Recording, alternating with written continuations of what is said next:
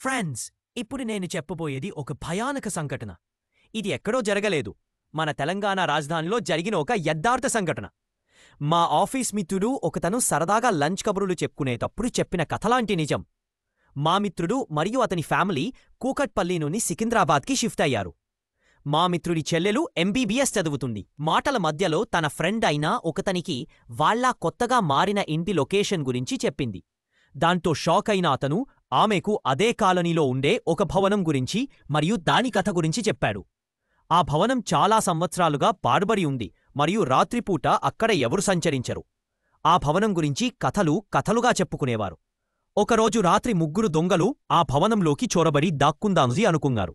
కాని అనుకున్నదొక్కటి, అయినది ఒక్కటి. అందులోకి వెళ్లిన వాళ్లల్లో ఒకడు చనిపోయాడు, ఇంకో అతను పిచ్చివాడైపోయాడు. ఆఖరివారు దెబ్బలతో పరుగెత్తి పోలీస్ స్టేషన్కి వెళ్లి జరిగిన చెప్పారు. పోలీసులు వచ్చి చూసేసరికి అతను చెప్పింటట్టుగానే అన్ని జరిగి ఉన్నాయి. ఇంటి ఓనర్ని పిలిపించి వాళ్ల ఫార్మాలిటీస్ పూర్తి చేసి పంపించి వేశారు. అసలు ఆ ఇంటి నుండి రెంట్ లేదు. పైపెచ్చు ఈ కేసులు అన్ని చూసి దాన్ని అమ్మేద్దామని నిర్ణయించుకున్నాడు. అమ్మకానికి అయితే పెట్టాడు, కాని దాన్ని గురించి తెలిసిన వాళ్ళెవరూ కొనడానికి ముందుకు రాలేదు. ఇలా అయితే లాభం లేదనుకొని ఒక పండితుడిని కలిసి అంత వివరించి అందులో ఏవైనా దుష్టశక్తులు ఉంటే వాటిని పారదోలమని వేడుకున్నాడు. సరే అని అన్న పండితుడు మరుసటి రోజు తన ఇంటి నుండి బయలుదేరాడు.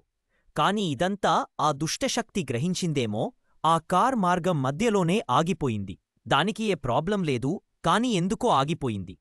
దీన్ని గ్రహించిన ఆ పండితుడు ఇదంతా ఆ దుష్టశక్తి వల్లే అని గ్రహించి ఆటోలో ఆ ప్రదేశానికి బయలుదేరి వెళ్లాడు. ఆ ఇంటిని అంతా పరికించి చూశాక విషయమర్థమయింది. పూజలు చెయ్యాలి అని చెప్పి నేను ఒక్కడినే లోపలి వెళ్తాను, మళ్ళీ రేపు పొద్దున్న వరకు ఎవరు డిస్టర్బ్ చేయవద్దని చెప్పి వెళ్లి డోర్ వేసుకున్నాడు. మరుసటి రోజో పొద్దున్న ఓనర్ మరియు కొంతమందితో వెళ్లి చూడగా ఆ పండితుడు ఆ ఇంటిలో లేదు. ఆశ్చర్యం! అంత తిరిగి అన్ని రూములు చూశారు, అయినా జాడలేదు. ఇంకా ఇంటి ఆవరణలో వెదకగా సంపులో మూలన రక్త మడుగులో కనపడ్డాడు. వెంటనే హాస్పిటల్కి తీసుకెళ్లారు. 2 రోజులు ఐసీయూలో ఉంది. మంచిగా కోలుకున్నాక ఇంటికి వచ్చాక ఇంటి ఓనర్ వెళ్లి అడిగాడు, ఏమైంది స్వామీ అని. అప్పుడు కొద్దిగా భయపడుతూ జరిగిన విషయం మొత్తం చెప్పాడు. వెళ్లిన తరువాత అతనికి దుష్టశక్తి భయపెట్టడానికి ప్రయత్నించింది, కాని ఇతను పూజలు చేసి బంధించాడు. అంతా అయిపోయింది అని అనుకున్న సమయానికి అసలు సమస్య మొదలయింది. అక్కడ ఉన్నది ఒక దెయ్యం కాదు, మొత్తం 3 దెయ్యాలని. ఒక చిన్నపిల్ల, ఒక ముసలి అతను మరియు ఒక యువతి అని.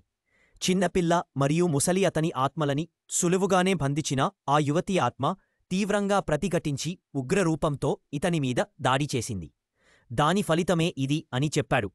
ఆ యువతి ఆత్మని అక్కడ నుండి వెళ్లగొట్టడం చాలా కష్టం అని చెప్పాడు. ఇంకా చేసేదేమీ లేక అక్కడ నుండి బయలుదేరిన ఆ ఇంటి ఓనర్ అసలు ఆ యువతి కథ ఏమిటి అని శోధించడం మొదలుపెట్టాడు. చాలామందిని మరియు పోలీస్ వాళ్ళని అడిగిన తరువాత తెలిసినదేమిటంటే ఆ యువతిని అతి దారుణంగా రేప్ చేసి చంపేశారని. ఈ ఇన్సిడెంట్ జరిగింది కూడా ఈ ఇంటికి సమీపంలోనే అని. ఇంకా చేసేదేమీ లేక ఆ ఇంటిని అమ్మలేక అలానే వదిలేశాడని. ఈ విషయాన్ని మా మిత్రుడి చెల్లెలు మా మిత్రుడికి చెప్తే అతను మాకు చెప్పాడు. ఈ కథ విన్నాక మాకు ఆ రాత్రి నిద్ర పట్టలేదు ఫ్రెండ్స్. ఇది సినిమా కాదు, స్క్రిప్ట్ అంతకన్నా కాదు, నిజంగా జరిగిన హారర్ స్టోరీ. ఈ వీడియోకి లైక్ చేసి ఛానల్ని సబ్స్క్రైబ్ చేసుకోండి ఫ్రెండ్స్. ధన్యవాదములు.